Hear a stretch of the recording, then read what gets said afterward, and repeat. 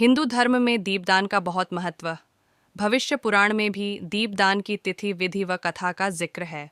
इनमें चूहिया के रानी बनने की कथा काफी प्रसिद्ध है। हिंदू धर्म में दीपदान का बहुत महत्व है। इसे अकाल मृत्यु से बचाने वाला तथा लक्ष्मी व मोक्ष प्राप्ति का साधन कहा गया है। हिंदू शास्त्रों में दीपदान का महत्व बताने वाली कई कथाएं भी प्रचलित हैं, जिनमें भविष्य पुराण की एक चूहिया के राजकुमारी बनने की कथा काफी प्रसिद्ध है। ये कथा इस तरह है। पंडित रामचंद्र जोशी बताते हैं कि भविष्य पुराण की कथा के अनुसार विदर्भ देश में चित्ररथ नाम का एक राजा रहता था, जिसके एक सुंदर व सब गुणों से संपन्न ललिता नाम की कन्या थी। राजा चित्ररथ ने उसका विवाह धर्म का अनुसरण करने वाले महाराज काशीराज चारुधर्मा के साथ कर दिया, जो राजा की प्रधान रानी हुई। ललिता विष्णु मंदिर में हजारों दीप जलाया करती थी। विशेष रूप से अश्विन कार्तिक में समारोह पूर्वक दीपदान करती और चौराहों, गलियों, मंदिरों, पीपल, गौशाला, पर्वत शिखर, नदी तटों तथा कुओं पर प्रतिदिन दीपदान करती। एक बार उससे अन्य रानियों ने दीपदान का कारण पूछा, तो उसने अपने पूर्व जन्म की कथा सुनाई। ललिता ने बताया कि वह पिछले जन्म में चूहिया थी। उस समय मद्र देश में देविका नदी के पास सौवीर नाम के राजा ने विष्णु भगवान का मंदिर बनवाया था, जिसमें राजा के पुरोहित मैत्रेय प्रतिदिन पुष्प, धूप, दीप व नैवेद्य आदि से पूजन और दीपदान करते। एक दिन कार्तिक की पूर्णिमा को वहां दीपदान का बहुत बड़ा उत्सव था, जिसमें वह रात को दीपक की बत्ती खाने की इच्छा से चली गई। लेकिन तभी बिल्ली की आवाज़ सुनकर वह डर से दीपक की बत्ती छोड़कर भाग गई। बत्ती हिलने से वह बुझ नहीं पाई और मंदिर में उससे प्रकाश होता रहा।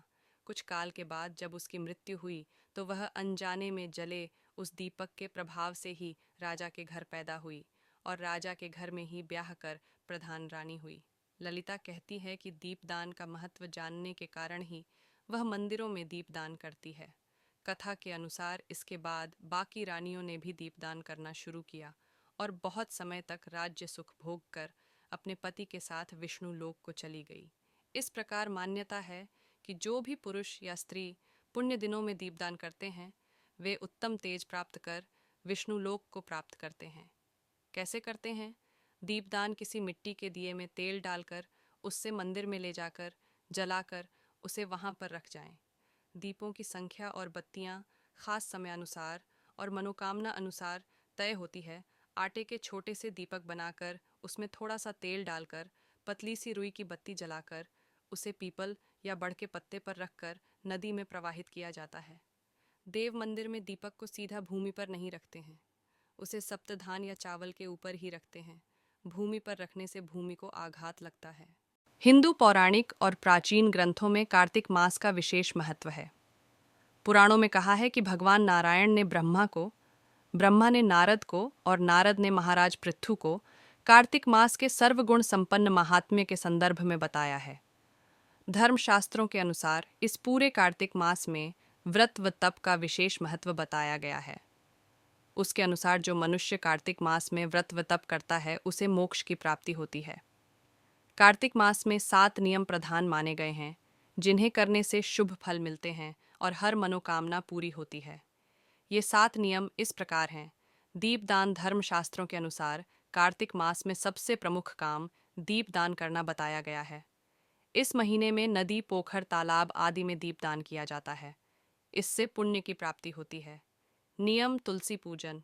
इस महीने में तुलसी पूजन करने तथा सेवन करने का विशेष महत्व बताया गया है।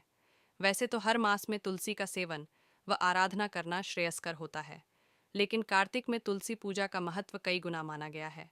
नियम भूमि पर, शयन भूमि पर सोना कार्तिक मास का तीसरा प्रमुख काम माना गया है। भूमि पर सोने से मन में सात्विकता का भाव आता है तथा अन्य विकार भी समाप्त हो जाते हैं। तेल लगाना वर्जित। कार्तिक महीने में केवल एक बार नरक चतुर्दशी कार्तिक कृष्ण चतुर्दशी के दिन ही शरीर पर तेल लगाना चाहिए। कार्तिक मास में अन्य दिनों में तेल लगाना वर्जित है। दलहन दालों खाना निषेध। कार्तिक महीने में द्विदलन अर्थात उड़द, मूंग, मसूर, चना, मटर, राई आदि नहीं खाना चाहिए। संयम रखें। कार्तिक मास का व्रत करने वालों को चाहिए कि वह तपस्वियों के समान व्यवहार करें, अर्थात कम बोले, किसी की निंदा या विवाद न करें। मन पर संयम रखें। आदि ब्रह्मचर्य का पालन। कार्तिक मास में ब्रह्मचर्य का पालन अति आवश्यक बताया गया है। इसका पालन नहीं करने पर पति पत्नी को दोष लगता है और इसके अशुभ फल भी प्राप्त होते हैं। धार्मिक ग्रंथों व शास्त्रों के अनुसार दीपक का दान करना अथवा दीप को जलाकर उसे उचित स्थान पर रखना ही दीपदान कहलाता है। किसी दीपक को जलाकर देवस्थान पर रखकर आना या उन्हें नदी में प्रवाहित करना दीपदान कहलाता है। कहा जाता है कि यह प्रभु के समक्ष निवेदन प्रकट करने का एक धार्मिक तरीका होता है।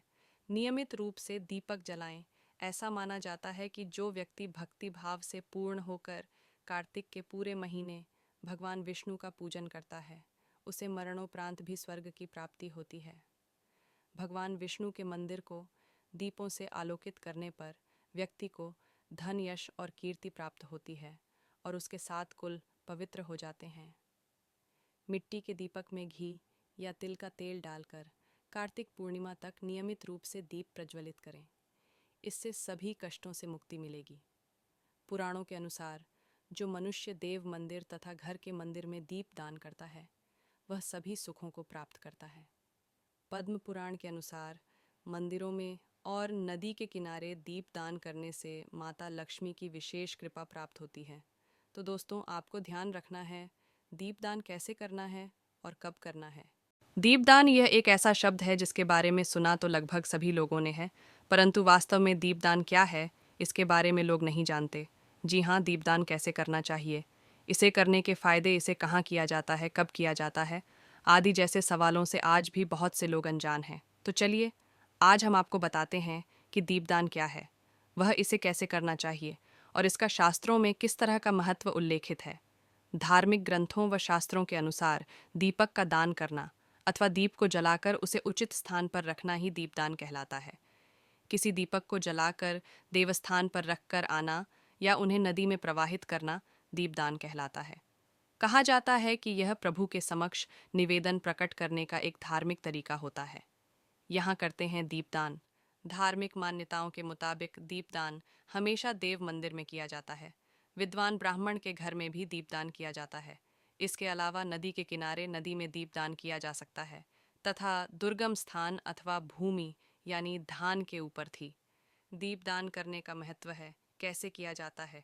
दीपदान मिट्टी के दिए में तेल डालकर उसे मंदिर में ले जाकर प्रज्वलित कर उसे वहां रख दें।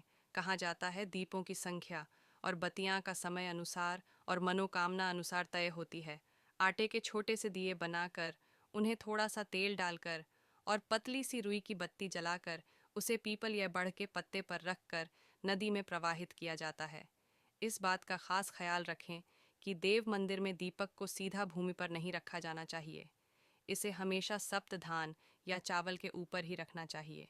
कहा जाता है भूमि पर इसे रखने से भूमि को आघात होता है। इनका तिथियों पर किया जाता है। दीपदान धार्मिक मान्यताओं के अनुसार सभी स्नान पर्व और व्रत के समय दीपदान किया जाता है। नरक चतुर्दशी और यम द्वितीया के दिन भी दीपदान करने का विधान है। दीपावली, अमावस्या और पूर्णिमा के दिन भी दीपदान करने का अधिक महत्व बताया जाता है।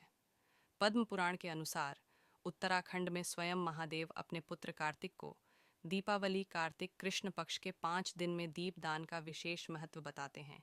इसके अलावा शास्त्रों में वर्णित श्लोक के अनुसार कृष्ण पक्षे विशेषेण पुत्र पंच दिनानि च पुण्यानि तेषु यो दत्ते दीपम सौक्षमाप्नुयात्। कृष्ण पक्ष में रमा एकादशी से लेकर दीपावली तक 5 दिन बड़े पवित्र हैं।